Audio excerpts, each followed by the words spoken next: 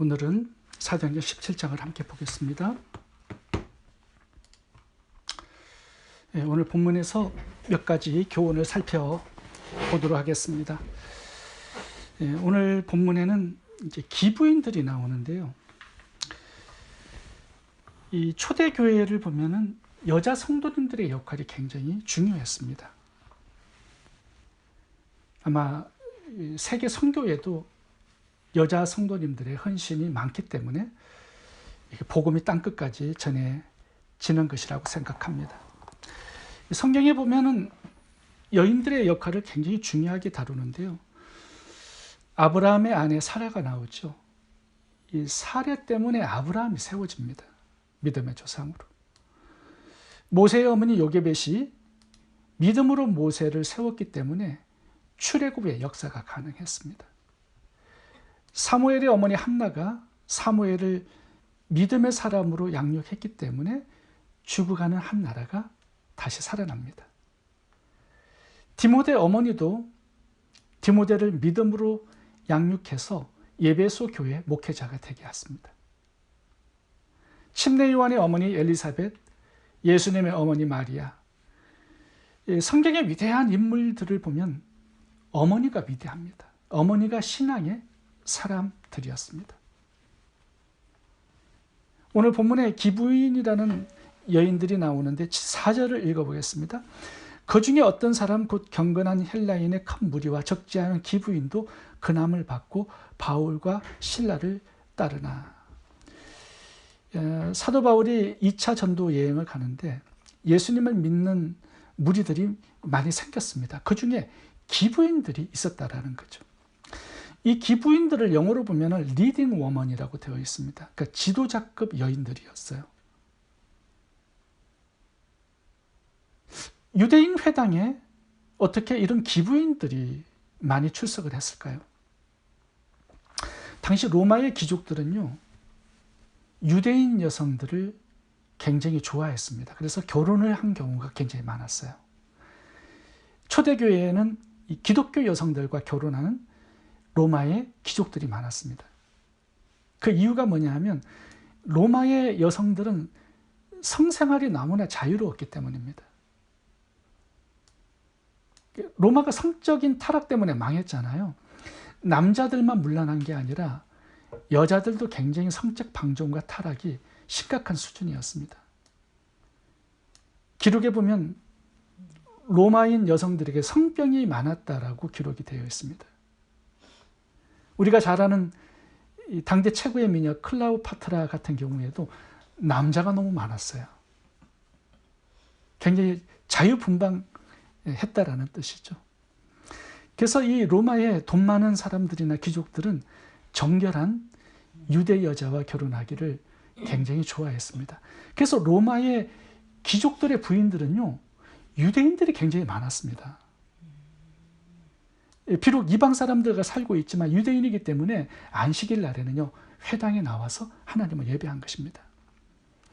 그때 사도 바울이 회당을 찾아 설교했을 때 이 기부인들이 사도 바울의 복음을 듣고 예수님을 영접해서 바울의 제자가 된 것입니다. 이 여성들이 이제 자녀들을 기독교인으로 양육한 거예요. 또 남편들을 예수님을 영접하게 만든 겁니다. 그 자녀들이 자라서 나중에 로마 제국을 기독교 국가로 만드는 데 굉장히 큰 역할을 했습니다. 로마가 313년에 콘스탄틴 황제가 기독교를 국교로 삼습니다. 공포하죠? 그 배경을 보면요, 어머니 수산나가 기독교인이었습니다.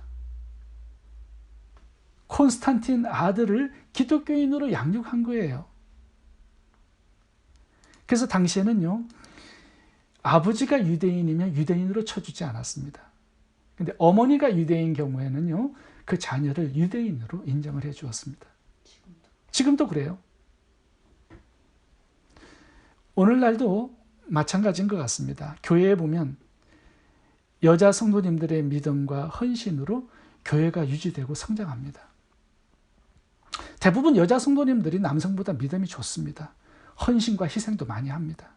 기도도 많이 하고 말씀을 사랑하고 예배를 사랑하고 많이 헌신하고 희생합니다.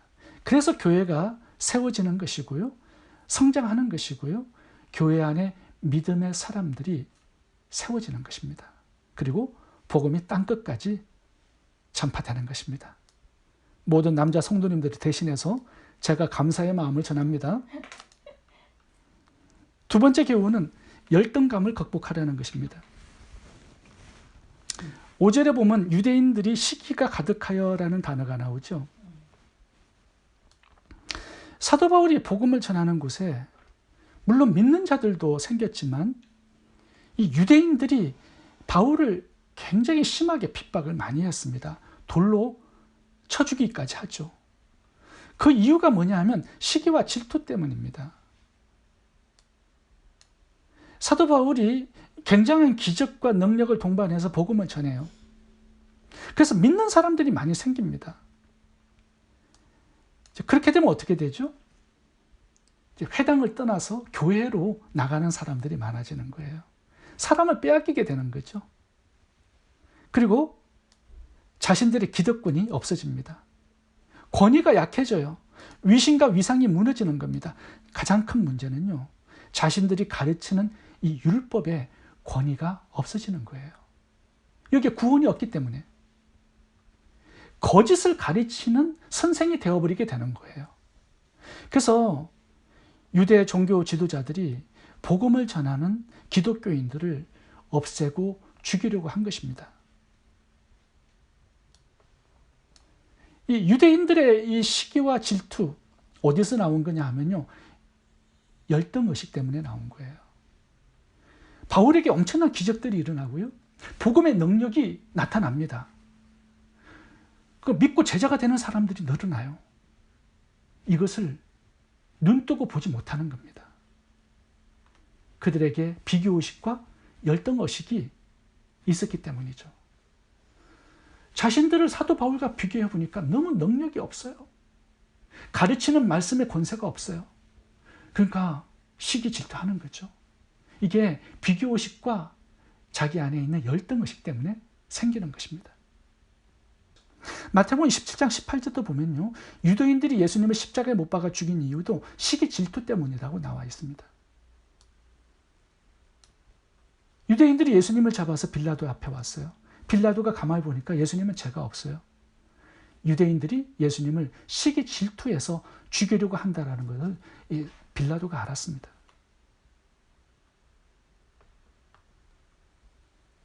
예수님으로부터 나오는 기적, 말씀의 권세, 사람들을 치유하고 회복하는 엄청난 은혜.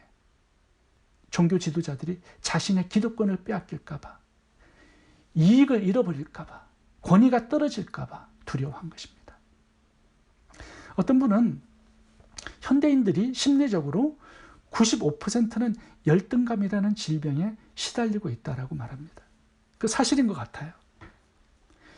이 남과 비교해서 내가 열등하다라는 이 의식, 여기에서 시기와 질투가 나오고요, 자신이 참 비참하게 되고요, 인생이 망가지는 것입니다.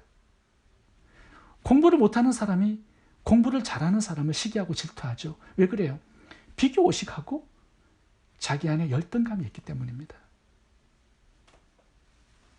직장이 안 좋고 연봉이 낮은 사람이 좋은 직장에 다니고 연봉이 높은 사람을 시기하고 질투합니다. 왜 그렇죠? 남과 비교하니까 그렇죠. 그래서 열등의식이 생기니까 시기가 나오는 겁니다.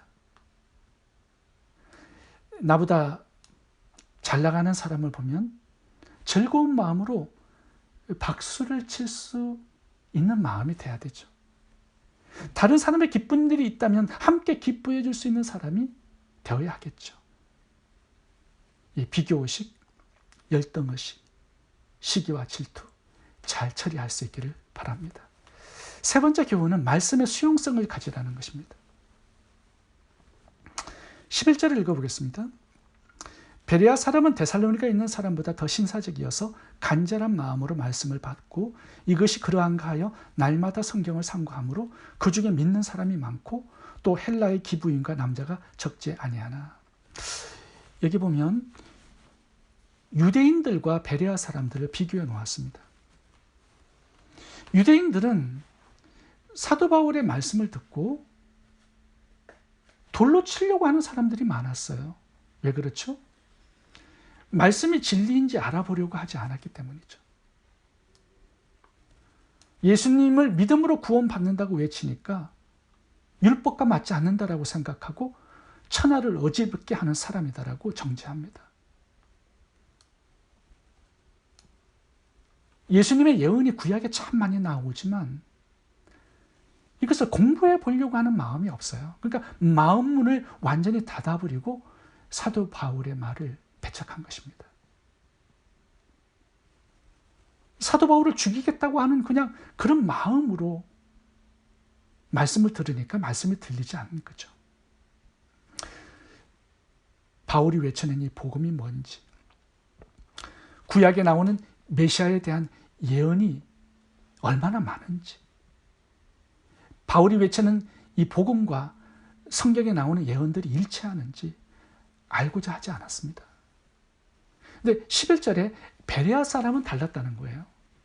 이 베레아 사람들은 사도 바울의 말씀을 들었을 때 이 말씀이 구약 성경과 일치하는지를 공부했습니다. 날마다 그랬다라는 거죠. 바울이 외치는 그 예수님이 구약 성경에 나오는 그 메시아인지를 알아보기 위해서 날마다 성경을 공부했다라는 거예요. 그랬더니 사도 바울의 그 메시지가 구약에 나오는 그 메시지하고 일치한다는 것을 발견하고 예수님을 믿고 영접해서 구원을 받았다라는 얘기예요. 12절에 보세요. 그 중에 믿는 사람이 많고 이 믿음이 그냥 생기는 게 아니다라는 거죠. 공부하고 자기가 스스로 깨닫고 확신을 가졌기 때문에 믿음이 생기는 거죠.